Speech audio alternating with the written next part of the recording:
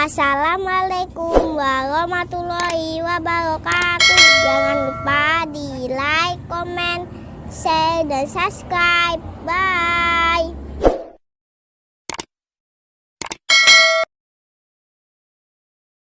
Monggo kita dibuka sama-sama.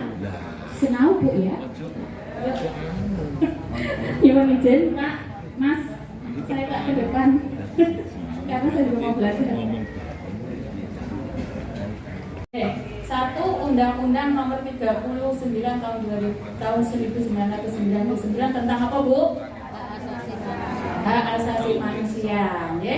Jadi ini adalah hak Bapak Ibu semuanya ya, terkait dengan hak asasi manusia untuk mendapatkan perlindungan hukum. Ya.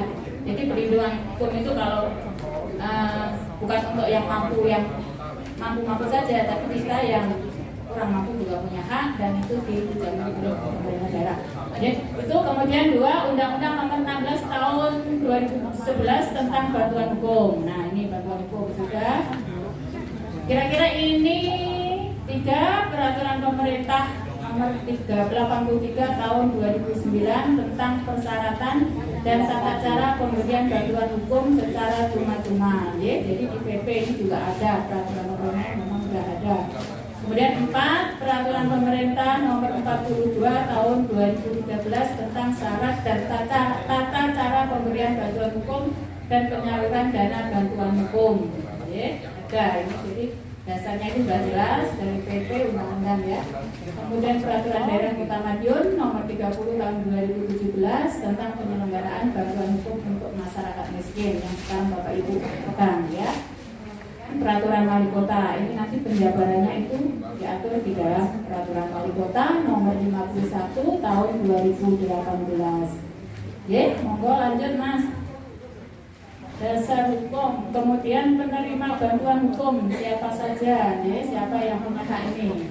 Pertama, orang atau kelompok orang miskin.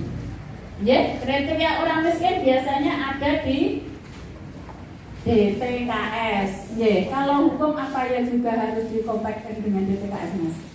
Buatan enggak. Kalau untuk bantuan sosial biasanya harus masuk, kalau orang miskin masuk DTKS apa tidak? Baru dapat fasilitas itu Tapi kalau di hukum nggak tahu, ini nanti coba tanyakan ke Mas ya, yang termasuk orang miskin itu seperti apa kalau di dalam perda ini Itu. Kemudian memiliki identitas kependudukan yang sah di Kota Madiun, yang kondisi sosial ekonominya dikategorikan miskin dan dibuktikan dengan surat keterangan miskin dari lurah.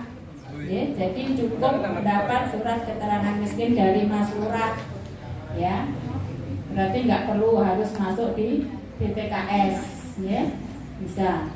Pengajuan permohonan bantuan hukum secara tertulis atau lisan, monggo bisa diajukan secara tertulis ataupun lisan, sebaiknya yang tertulis, karena itu menjadi dasar penguatan bahwa panjenengan sedoyo itu minta bantuan hukum. Kemudian pemberi bantuan hukum. Lanjut. Syarat administrasi. 1, punya fotokopi KTP elektronik, semuanya punya? Nah, tidak usah disimpan dulu. Jangan ditok nih, ini kasus. Kalau ada kasus baru. 2, syarat keterangan miskin dari lurah. Tuh, ini Mas Lurah, meskipun ini enggak semudah itu juga mau memberikan bahwa jenengan dinyatakan miskin. Mas Lurah nanti juga harus ditanya Pak RT, benar nggak ini miskin? Tetangganya. Jadi nggak serta-merta minta surat seperti itu. Kemudian dokumen lain sebagai pengganti surat keterangan miskin di mana pemohon bantuan hukum berdomisili. Jadi harus berdomisili di Kota Madiun juga. Sekarang ini banyak KTP Kota Madiun tapi domisilinya luar.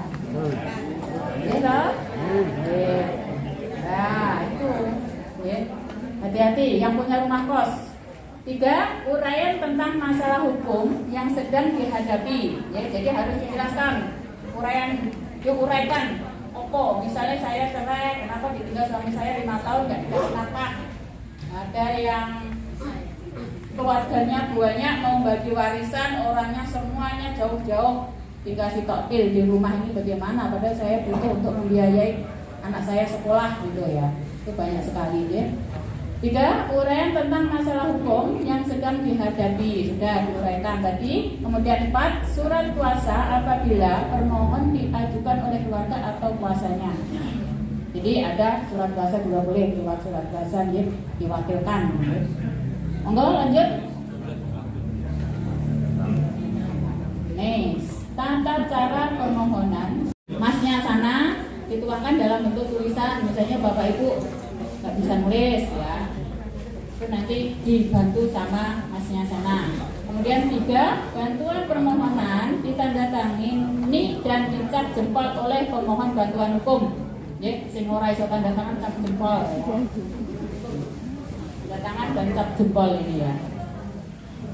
Atau cap jempol, jadi masih ada yang belum bisa tanda tangan. Ini zaman orang tempo-tempo begitu ya, pakai cap jempol. Lanjut Mas. Suami takut istri itu ya. Wah, pelecehan ini maksudnya. Anak surah tuh ya. Oh, korban.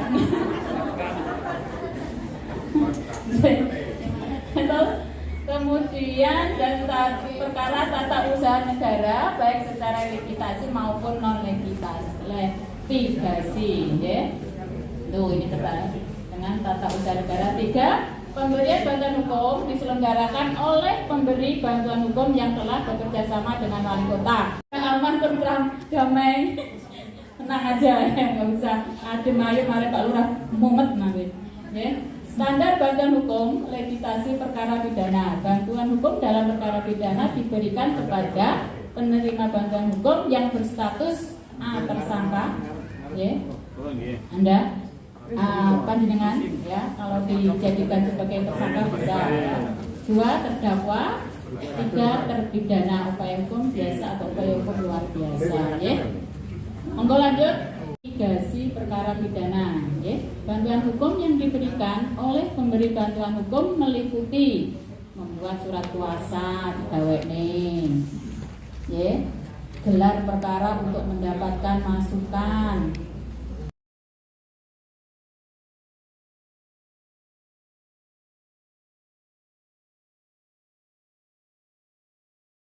Kalau sampai nggak jelas tentang kasusnya, minta sejelas-jelasnya.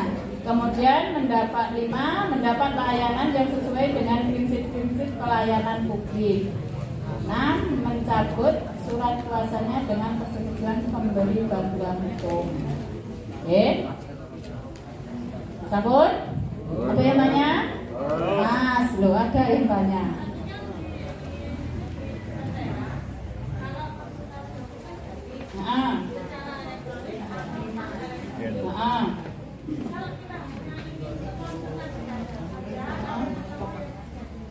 Oh ya, minta nomor telepon Mas. Ya, terakhir nanti kita kasih ya. Aku nak tak kasih saya sampean ya semua terus cocok telepon dewe. Ya, nggak boleh. Monggo, Pak, kewajiban. Ya, B kewajiban. Tenang, ada Masnya ini kan kudu harus tekuk nomor telepon. Ya. Mbak Rina, ya. Ya, kewajiban. 1. Mengajukan permohonan kepada pemberi bantuan hukum untuk mendapatkan bantuan hukum. Ya, kewajibannya harus mengajukan permohonan. 2. Menyampaikan informasi yang benar dan bukti-bukti yang sah tentang permasalahan hukum yang sedang dihadapi. Ya, rasa digawe-gawe, orang yang masalah rasa ditambah-tambahi. Ya, harus jujur, disertai bukti-bukti. Ya, kok wong ae roh ditambah-tambahi banyak kuasa ya. Ya, nggak boleh nanti malah sampean sendiri nanti yang tenang. Ya, sampean yang mengajukan karena sampai memberikan kesaksian palsu atau keterangan palsu bisa malah dengan sendiri dibuka balik. Ya, jadi semuanya harus jujur. Oke, membantu kelancaran pemberian bantuan hukum. Oke, tuh, sampun. Lah, ada lagi loh Mbak Rina. Ya. Lembaga atau organisasi bantuan hukum yang bekerja sama dengan pemerintah Kota Madiun. 1. LBH Universal Madiun, alamat Jalan Mojopahit nomor 81, telepon, catet.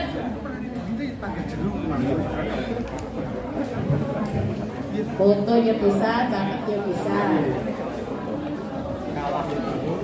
Ya, jadi itu Rapos Madiun alamat Bumi Manis Mas 1 Blok D nomor 08 telepon 081 33 54 52 555. Enggak pun sampean kok nyadut telepon.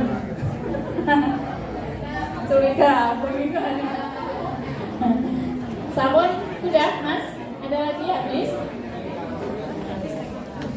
Next. Nah, ini Bu, ini grafik yang sudah diberikan oleh LBH Kota Madiun selama tahun 2019. Kasus pidananya ada 27. Kemudian kasus perdata ada 2. Nah, ya, tahun 2020 perkara pidana 21, kasus perdata 1. Ya. 2021 perpidananya 13, perkara perdata 0. 2022 perkara pidana 19, perkara perdata 1. Jadi tertinggi di tahun 2019. Ya.